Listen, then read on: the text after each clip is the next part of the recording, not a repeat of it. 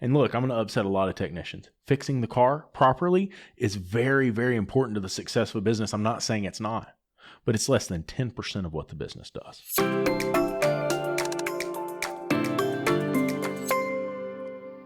What's going on, YouTube family? Braxton Critcher back again for automotive repair news today.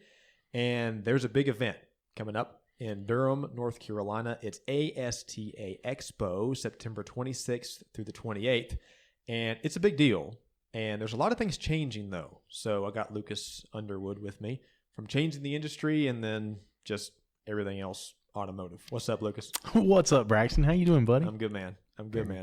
Very good. So ASTA. Yeah. I'm absolutely. outside the industry. Okay. Getting in, learning some things. Yeah, of course. But I knew it as ASTE. Yeah, for sure. Now it's changed. Why? It's because there were too many acronyms. Really, at the end of the day, that's what it was. Okay. And so there were a lot of things associated with ASTA. ASTA stands for the Automotive Service and Tire Alliance, right? And that came from IGONC, or the Independent Garage Owners of North Carolina, and the North Carolina Tire Dealer Association. So those two associations merged together. Now, both of them had been around since the 50s, right? And you got to think, that was really before you had this networking machine that is Facebook, that is Instagram, that is the internet, right? We didn't have that in the 50s. And so these guys came together as an industry and they networked, and they really used these associations to create this wonderful, wonderful thing that's carried on legacy for years and years and years, right? And so a couple of years ago, right? Because associations, let's be completely honest here, in some way associations are kind of failing. They're falling back because they don't really fit that purpose they once held. So they have to kind of change or die, right? What was the purpose? Well, the purpose was to create networking and create an environment where you could learn about your business, right? And now I can get on Google and can search, or I can ask ChatGPT, or I can do any number of things to find out how to run a business very quickly, right? I don't necessarily need that resource like I once did. And so they have to morph, right? They have to become something different. They have to serve a different purpose. And back, I guess, 2 years ago now, I'm on the board for the Automotive Service and Tire Alliance. At the time, I was on the board for the Independent Garage Owners of North Carolina. And we recognized that there was a true ability to take this association, IGONC, and the association, the North Carolina Tire Dealers Association, and make something really special, right? And it was because we had this following and we had this group of people who genuinely cared about the industry, and they were putting the work in to make the industry a better place. And so when that happened, we said, hey, we can do something really special with this. We can do something really cool with this. And so it became ASTA when we merged together. The reason for the name change of the show, because it was the Automotive Service Technology Expo, and we've changed it to the ASTA Expo. And it was really just to kind of blend those two names together to remove some confusion. I think, if anything, we've probably caused more confusion. Way to go. I was not there for that vote, okay? If anybody's going to be thrown under the bus, I want to say I was in Albuquerque, New Mexico. And if anybody's going to be thrown under the bus, it's definitely going to be Mike Allen. I can promise you that when all this was happening, David and I were actually talking about it, and David literally says on one of our episodes, this is stupid. This whole thing's stupid. Why would you change the name? That's stupid, stupid, stupid, stupid. I can quote it. Like, I remember it, you know? He would say that with anything, but yeah. Good point. I can see that. I can picture it. You know, this expo is so important to me because I go to a lot of shows, right, all over the country, and there's a lot of really great shows. I don't want to say anything that takes away from other shows, but this show's special for me personally, and for a lot of people. And one of the reasons being is that in around 2018, I was done with the business, right? I was over this. I was fed up. I was frustrated. I was stressed out. And I was doing everything. I was cleaning the toilets. I was cleaning the office. I was writing the service. I was working on the cars. I was managing the clients. I was managing the employees. It was too much, right? Like, it just was not, it wasn't working. And I could get a job and make more money with that job than I would have been able to with the shop. And so I told my wife one night, I said, hey, I think I'm going to shut down. I think I'm going to go get a job as a technician. And she said, really? I said, yeah. I said, I'm going to go get some better training. I'd been training. I'd been doing the scanner danner thing and had really been working some angles like that. And she said, well, that's funny because this postcard just came in the mail. And it was a postcard for ASTE. I've actually got a presentation that I do and I give to schools and stuff like that where I have a picture of the postcard I got. I'll show it to you at some point. And so long story short, when I went to this show, I walked through the front door and there was a gentleman standing there that at the time was the executive director of this show. And he said, you're Lucas Underwood. And I said, yeah, I am. Like, didn't know this guy from Adam. Do you know my name? Right. Had never met him. And at the time, the show was really small. I mean, it was like sub 100 people at this point in time. Yeah, it's not long ago. It's, right. 6 years? Yeah, exactly. And so it was a really small show at the time. And I said, yeah, that's me. And he said, hey, I've got a question. I said, what? He said, well, you're an owner, but you're taking all these technical classes. Now, I didn't know this, but he had owned repair shops for years, right? Really smart guy. And so he had owned these repair shops. And I think he saw that I was missing something, right? And I don't know how. I don't know if he'd looked up the website. I don't know if he had looked at the Facebook. I don't know how he knew that I was missing something. Clearly, he knew something I didn't, right? I mean, your face does give it away sometimes. I know, right? Sorry, I can't help it. I've ruined the news show now. And so, long story short, he said, would you humor me? And I told him, I said, man, I'm shutting down. I don't want to do this anymore. This is too stressful. And he said, would you humor me? Now, we're in the South, right? And what do you do when somebody says humor me? You humor them, right? Like, what else are you going to do? You can't say no now. And so he said, would you take some management classes? And so that was where all of this, the podcast, your podcast, Jaded Mechanic, Jimmy Purdy's Gearbox, that's where all of this came from, right? That's where my involvement with ASOG came from. Is because I went into that training event. The very first class I sat in was Rick White from 180 Biz. And I'll never forget what he said. He said, I know that you are stressed out right now. And I know you feel like you don't have the time to be here. I know that you feel like you need to be at work and doing these things. I know you feel like what I'm going to say won't change anything. But I promise, if you'll just listen to me for 10 minutes, I can show you some basic little things that are going to make your life better. And I sat there and I listened and I said, holy cow. I don't know what the hell I'm doing, right? Like I genuinely did not know what I was doing. I was really good at fixing cars, but I didn't have a clue how to run a business. Mm-hmm. And it was right after that I went into Malin Newton's class. Malin's a good friend of mine. He's with ESI. And Malin, one of the stories he tells, he's talking about Disney. And he's talking about the Disney experience. He's talking about customer service. And he said oftentimes we think of customer service or client experience of how we feel about the client. It's not so much of what the client feels about us or how the client sees us. Yeah. Right. And he said, he tells this story about when his son gets sick on his shoulder. They're in Disney. He had too many churros. It's hot. They rode rides. He didn't feel well.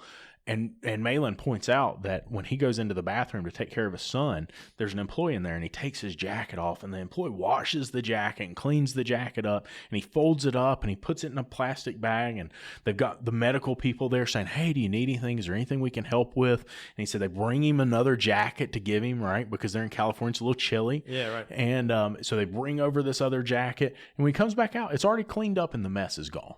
Right? And he said, this is what we're missing in auto repair. They walk through the door and we just say, meh, you want your car fixed? Here's how much it is. Thanks, bye. Right? We never think about the client experience. And that was a real wake-up call to me because I hadn't been thinking about the client experience. Right. I was focused on fixing the car and I thought fixing the car was the number one thing. But the reality of this business is and look, I'm going to upset a lot of technicians. Fixing the car properly is very, very important to the success of a business. I'm not saying it's not. But it's less than 10% of what the business does, right? It's a completely different world, especially for these guys who are going out and starting their own shops or they're going mobile. They don't see that, right?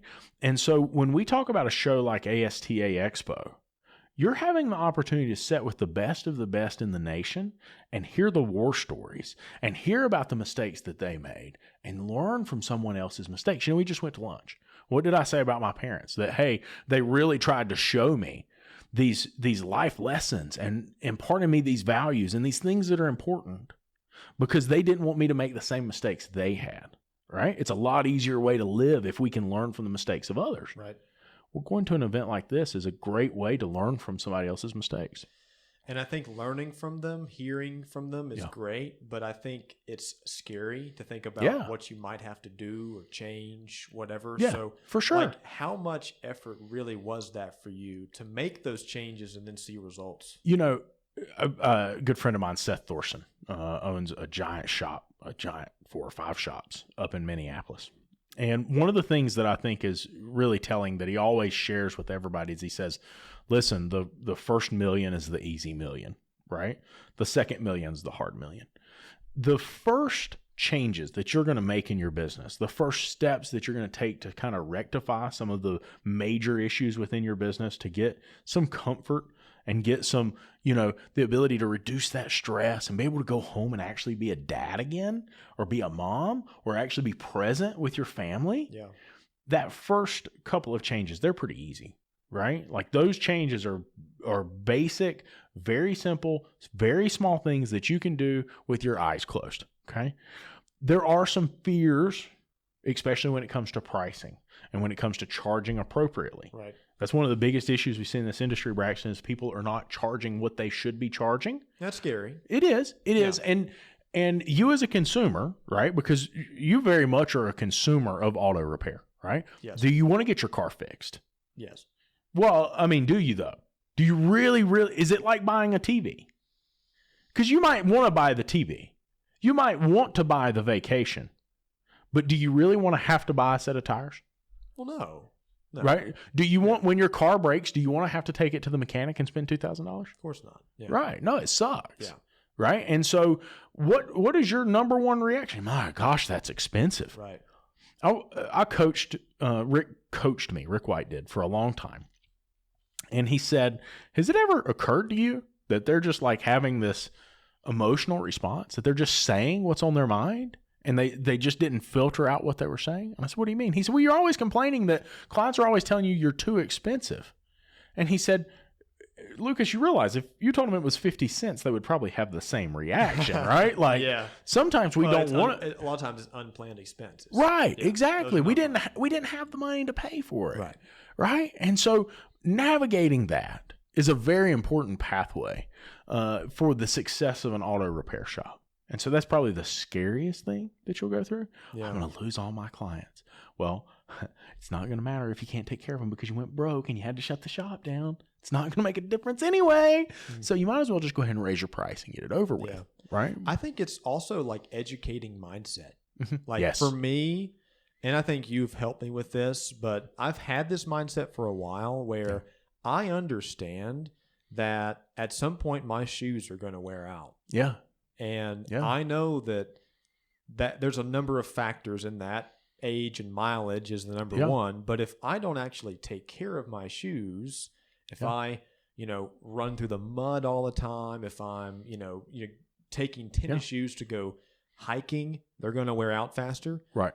And so I think it's similar in automotive repair where if you don't take care of your car, if you don't use it properly, if you don't actually spend a little money on repairs, the repair is going to be more in the future. And so I think I understand that I need to make minor repairs, whereas maybe most people don't. I don't know the numbers on that, but I think that's true for a lot of folks.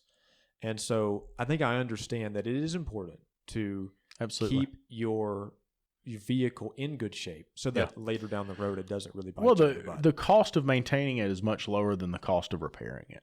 Oh, right? Yeah, absolutely. And, but I think it's still hard for the customer to say, I'm going to do preventative maintenance on my car and spend $2,000 to prevent something down the road. There's two sides to that. And I think, I don't want to go down a political path, but I'll share this. And I'm going to upset Dutch and David and everybody else when I say this. In some ways, I believe that there are giant corporations that have somewhat funneled the money out of the American middle class, right, and the American lower class into their pockets. I watched this great documentary the other day. It was about these coal truckers, and I don't know how in the world I found this documentary, right?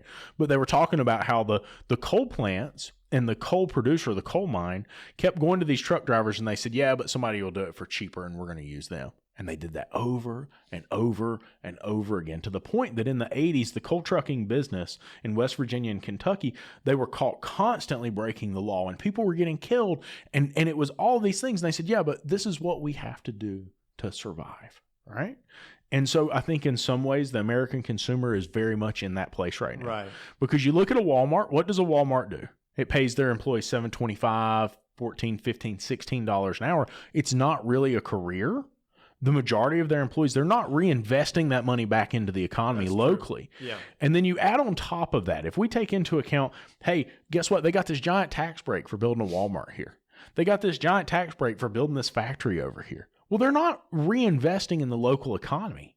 So they're taking these profits and maybe it's crony capitalism, whatever you want to call it, but they're stuffing the coffers full of the cash that should have been going back to that community. Right. Now, don't get me wrong. As a business owner, I understand like capitalism is the way to go. I'm not saying it's not, but I am saying that the American consumer has been squeezed, right? Some of it is buying things that we don't need. Right? Like maybe we go on a vacation that we shouldn't be going on. Maybe we've purchased this thing that we shouldn't have purchased. Maybe we've bought this car that we really can't afford because this advertisement was so cunning and was so capable of making us make a emotional decision, right? Because if we make emotional purchase decisions, what happens? Usually they're the bad decision. They're the wrong decision. You're going to be emotional later. Exactly. We spent money we shouldn't have spent, right? Yeah. The other side of this is that as an industry, we have a responsibility to be advocates for our clients. And that's what we've missed. That is, if there was one mistake in the automotive industry that I wish we hadn't made, that I realized that we did make, that's what it was. Is because we were technicians fixing cars, right? Now, the dealerships had their service advisors. They were paid commission. And everything about everything they did was about getting you to pay them, right? The technicians were paid flat rate. And so what did they have to do? They had to work faster. They had to work harder. They had to sell more work and they had to sell the easy work. And so that is a combination that is absolutely, what is it they say, a recipe for disaster. Yeah. Because everybody's paid commission. Everybody's focused on making the money, right? There again, that capitalism thing, that crony capitalism, because the big man up top in this dealership's making way more money than everybody down below, and he's trying to figure out, how do I make more money from this, right? I'm sure there's good operators and all that. Please don't get me wrong, right? But the point is that you had the dealerships who had those service advisors, and then you had the independent shops, and you had the chain stores. What did you have with chain stores? Well, with chain stores, you had a service advisor, and he wasn't really a truly professional service advisor. His job was to get you to buy tires, right? Because chain stores recognize there's certain things that have tons of gross profit per hour. They really focused on those things. They focused on where they could make the most money. They were ran by corporations that knew how to make money, and they focused on making money, the same thing as the dealership. And then you had the independent. Now, the independent wasn't charging what he should have been charging, so he couldn't afford a service advisor, and he didn't understand how to communicate to the consumer. Now, the dealerships, in a lot of ways, and I'm going to hurt feelings when I say that, but the chain stores as well, they weren't focused on being advocates. In fact, I think they disliked it when people became advocates for the clients because they began to inform them and help them become more knowledgeable. When the internet came into play, I will never forget, there was a post years ago from a dealership service advisor. He said, I wish they couldn't get on Google and ask these questions because it makes it so much harder to lie to them. Do what? He said Do that? what? Yeah, dude. Wow. Said it in an open post, right? Wow. I'm like, holy cow. Well, there's a problem. Never thought about it like that. You know what I'm saying? It never even crossed my mind. Yeah. I was just trying to fix the car, enjoyed fixing the car. Right. So if we don't act as advocates for our consumers, and if we aren't trying to do what's best for them, and we don't set policies, procedures, and operational workflows in place that say, hey, number one desired outcome is a happy client that's well taken care of. Yeah. Right? Yeah. There's a lot of shops who every day deal with clients who just do not trust them. They've got emotional baggage they drag in the door with them, and they're so upset. And they're so upset because of the things that have happened to them that at other places. They were lied to. They thought they were lied to. They weren't communicated with properly. And so they felt taken advantage of. And so that's the kind of thing, you know, when we talk about business ownership and the classes that you'll see at ASTA Expo, that's what it's about, Braxton. That's exactly what it's about, is learning how to navigate that and communicate with that client to make sure that doesn't happen to you. And how do I navigate it once it's already happened? On top of that, we want our technicians to be the best technicians they can be. How am I going to do that? I'm going to make sure that they get training, right? And so I'm going to send them to technical training.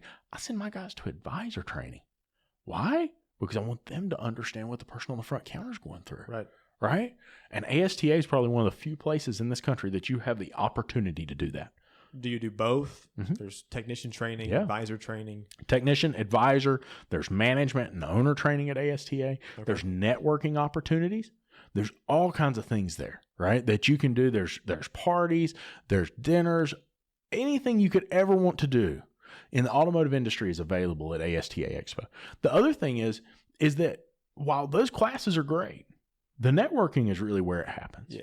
Being able to sit around the bar and sit and chat. And, there's a lot of shows that we go to. And I love all of them. They all have this real kind of neat niche that they each fit. But this show is very different because it has this down-home southern feel to it, where everybody's your friend and everybody's introducing themselves and talking to you and becoming part of your network, right? And so you go and you sit around the bar and you get out there at 9, 10 o'clock at night. There's 250, 300 people in that lobby just sitting there talking shop. And you'll hear somebody say, man, this happened to me. And then somebody across the room says, oh, that happened to me too. Let me tell you how to fix it, right? Yeah. And it's, there's Jocko Willink talks about in the military that they take their badges and their rank off when they have a problem, right? They rip the badges and their rank off and they throw them on the table and they sit around the table and they say, okay, that did not work. And it doesn't matter whose fault it is. Let's fix it. ASTA affords you that opportunity because it's not about blame anymore. Yeah. It's about fixing the problem. Other than it changing names, what else is new this year? Gosh, there is so much high-level training. The last couple of years, I've been highly involved with class selection. This year, everything that happened with my mom and her health and all that stuff going on, I wasn't able to be involved. But somebody really special to this industry selected the majority of the classes, and that was Jim Kokonis. And so Jim was able to go through and select high-level classes. Jim was a curriculum developer for one of the largest training institutes in the automotive space. And so he went through and he worked with each instructor to make sure that we got the best class that fit all types, all walks of life, all levels of skill at this event. So I think that's probably the biggest and coolest thing coming. Okay. What else? What else is... I hear that Jaded Mechanic is going to be doing a panel. Oh, okay. First one ever. Okay. And so we started talking about it the other day, and he said, Jeff on a stage. Yeah, he said, whoa. I never thought about all these aspects of it. I told him, I said, hey, you have to be prepared for the active listening conversation. He said, what's active listening? I said, well, you have to make sure you coach your guest on actually listening and not just preparing a response to what somebody else said. And Jeff said, oh my goodness, what have I gotten myself into? I was just planning on sitting up there talking. I said, Braxton edits your podcast, so he knows all about it. So, unfortunately, Jimmy Purdy won't be there from the Gearbox, but I think everybody else will be there. David and I will be there recording, and lots of really cool stuff happening. I hear that there may be a little bit of a tire track from one of the tire vendors. I don't know for sure just yet, but it seems like there's going to be a lot of really specialized tire training that's going to be happening during the event. So I'm excited about that as well. Okay. One more thing. So what do you think the theme would be as far as the training goes? So I know there's so much technology being added into cars these days. I know there will be classes on that, some trainings on that, but would that be like the main theme, or would you say there's a different main theme? I think the primary theme for this show is always going to be networking, right? And coming together and learning from one another and the real world experiences, because at the end of the day, the instructor can teach you whatever they want to teach you, and they can pick the thing that they think is most valuable to teach you. But the reality of it is they are not necessarily in that bay every single day.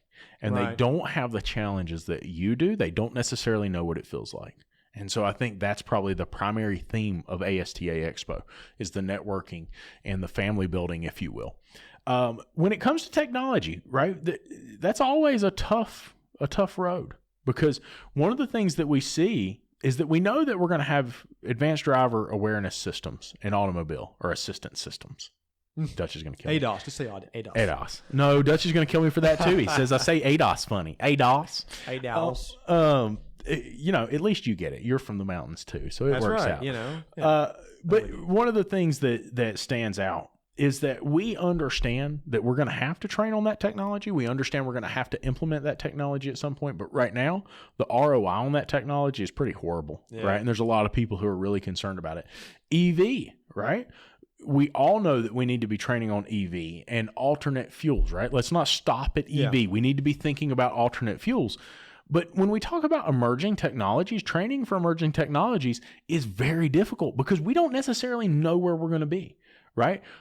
There's Ken Robinson did a lecture one time on education, and he said, how do you train a workforce on the 22nd, 23rd, 24th century when we don't even know what the 21st century is going to look like in 2 years, right? Right, yeah. Like, how do you train them for something that you don't know? Yeah. And so that's a challenge, and I think it's something that we have to navigate.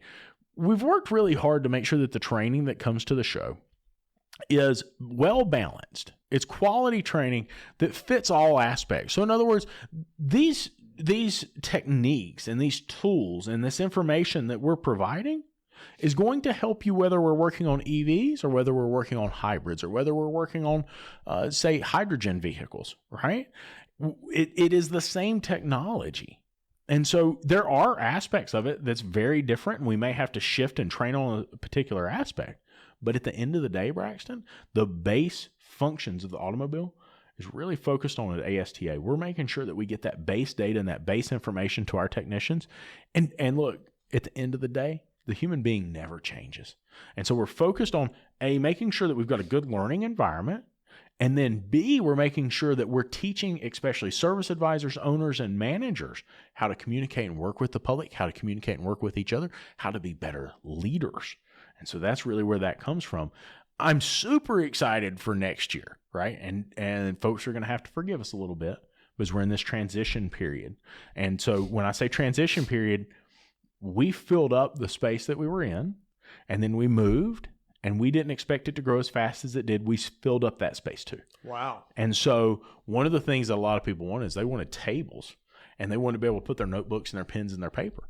And we figured out that if we did that, we'd have to cut the capacity in half to be able to fit all of those tables in. Right. So next year, 2025, ASTA is moving to a convention center that will afford us tremendous, tremendous growth opportunities, the likes of which the show never thought it would reach. And so really excited to be a part of that. And just when you thought you were listening to this podcast to hear about 2024, you get a little sneak preview of next year. That's exactly right. Wow. That's exactly right. Well, I'm excited. Yes, I'm sir. Excited. I've never been to it, so this is my first time. Be your first time, and so folks can come over and get on the Auto Repair News Today podcast. Yep, that'd be great. And talk about good news in auto repair. Yep. We can start digging in and talk about some cool stuff. Yeah. Thank you, man. Thank you.